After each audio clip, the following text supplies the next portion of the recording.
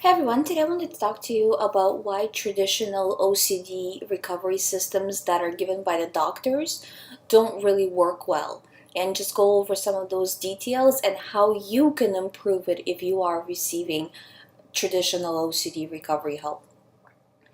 So, what I find when I'm talking to people is that doctors generally tend to focus on medication more so than the recovery. If your doctor is not like that, then that's great news. But most of them are like that. Now, so that's one problem.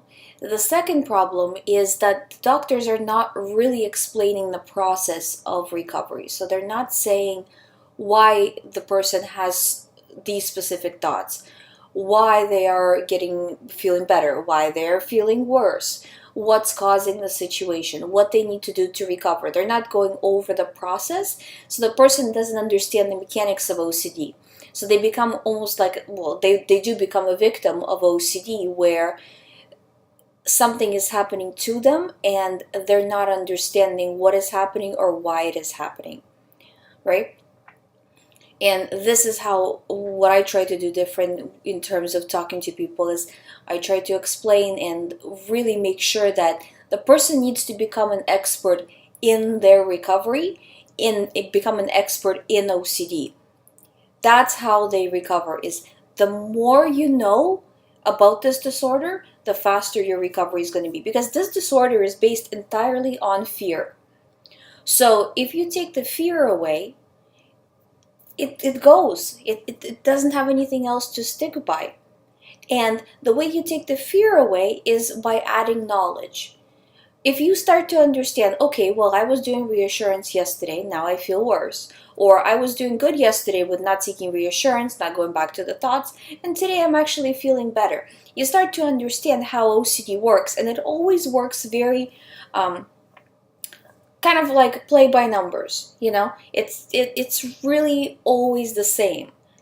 There's not a lot of surprises when it comes to OCD recovery. I actually can't really think of even one situation where I was surprised that something happened to one of my clients where I didn't expect it. It's always very predictable.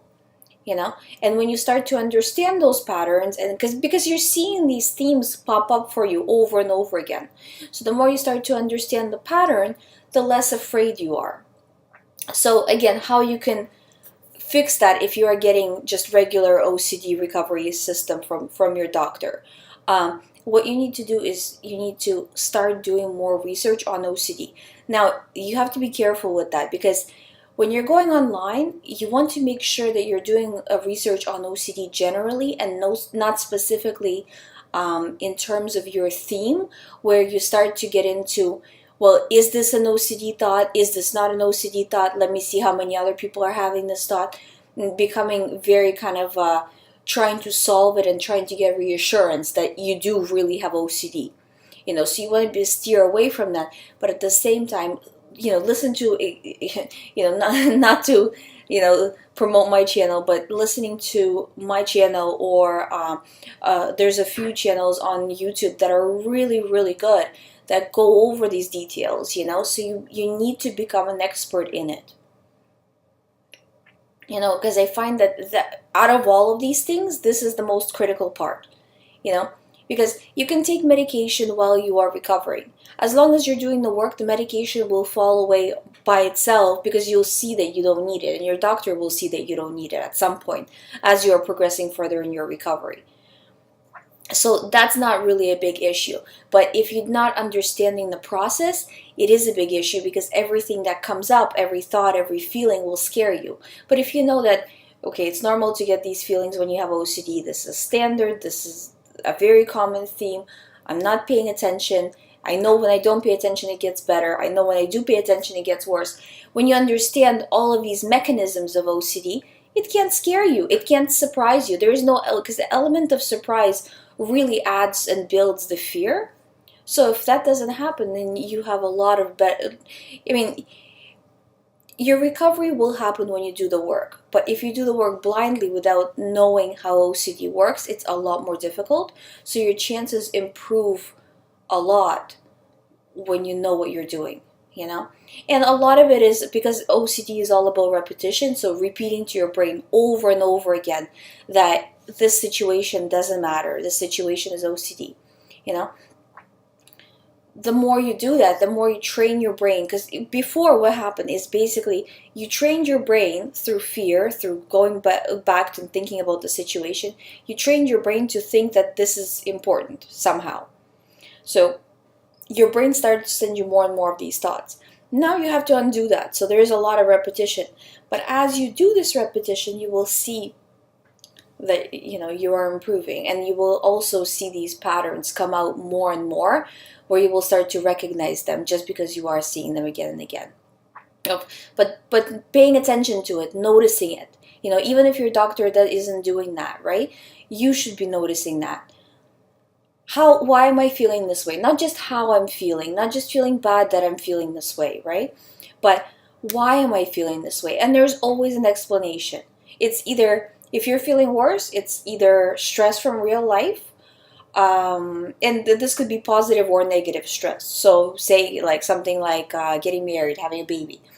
Positive, but stressful, right? So it's still stress, right? So stress from real life, reassurance, either physical reassurance or mental reassurance, like going over the situation, thinking back. All of these things will make OCD worse the next day. So noticing these patterns, or noticing, like I said, like when you're feeling good, yeah, because yesterday I was doing good and this morning I was doing good, so now I feel good, you know? So you're understanding what is exactly what is happening. And that's really, really important. And also the last thing I wanted to mention is not allowing yourself to dwell on the negative. That if you have a setback, just like I was talking about in one of my earlier videos, right? Having a setback doesn't matter. You keep going forward and you're progressing in your recovery. You're not competing against anybody else. You're competing against yourself. This is a race with only one person. That person is you. So if you're, say, doing the right things in terms of reassurance and avoidance, right? If you're not following what OCD is telling you, 90% of the time and 10% of the time you are following what it's telling you and you are falling down a little bit, you're going to get there faster. If you're doing it, say, 70-30, you're going to get there slower, but you will get there. Now, if you're doing it 50-50, you won't get there because you're just going, you're taking a step forward and taking a step back. I went over this in my earlier video, but, it's allowing yourself to fall down, but at the same time not dwelling on it and not allowing it to continue for a long period of time. So picking yourself up as fast as you possibly can, And also another thing is being realistic about general anxiety, Not like in terms of general anxiety, but that people get anxious, So when you get over OCD, will you never have anxiety ever again? No, you will still have anxiety, right? But your anxiety will be 1 out of 10, 2 out of 10, maybe 3 out of 10. It will not get to 10 out of 10 unless something really, really stressful happens in your life, So being realistic and saying that, yeah, people have anxiety and people have these types of thoughts. Not all of the OCD thoughts, but some of the kind of more milder forms of OCD, people do get that. What if I do this, or what if I do that, or, what if this is, going to give me some sort of disease or something like that, like those things.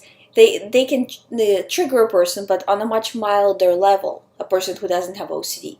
But the reason they don't get triggered on an OCD level is because they're not allowing that reaction of fear, and the thought just goes away. Well, the person with OCD, they worry about it for a long period of time. So anyways, these are just some of the issues that I wanted you to pay attention to if you are getting standard recovery if you're going through standard recovery process, just so you can progress better, And always ask questions. When you're talking to your doctor, ask them, well, why is this? Well, why am I getting these thoughts? What is happening? Can you explain that to me? I don't understand why. Not in a reassurance way, because that is not good, But in a way of, well, I just want to understand, But just be very careful that it's not in a reassurance way. If you're doing it out of fear to make sure that you do have OCD, to make sure that these thoughts are false, and if you feel like you have to ask your doctor for that reason, then don't ask, because that's reassurance. It's just going to get you deeper in, and no matter what your doctor says, it will never be good enough. So when you're asking, you want to make sure that it is coming from a position of power, that you really want to know how OCD works, rather than try to solve OCD and make sure that you have OCD. Trust me, if you're watching this show, if you're watching this channel, you have OCD. You don't need proof. You already know that you have OCD. It's just that you get this thought of, well, what if it's not enough? What if, what if I don't? What if? But what if already means that you have OCD. You don't need to go any further. But you do need to have the knowledge. It's kind of a fine line. You have to really feel it. I always say, if you're coming from a position of power, if you're not coming from a position of fear, then you're doing good.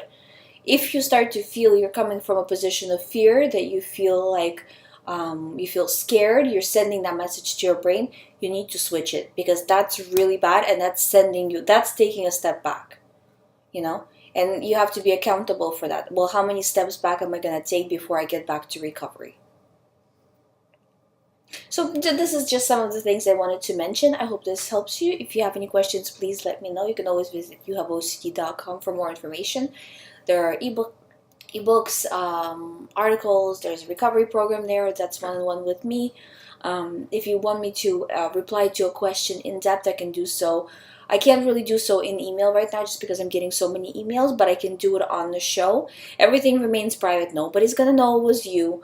I'm not going to mention any personal details, but if you do have a question, leave it in the comments below, and I will answer it on the Wednesday show. Thank you so much for listening. If you haven't subscribed, please subscribe, and I'll see you in the next video.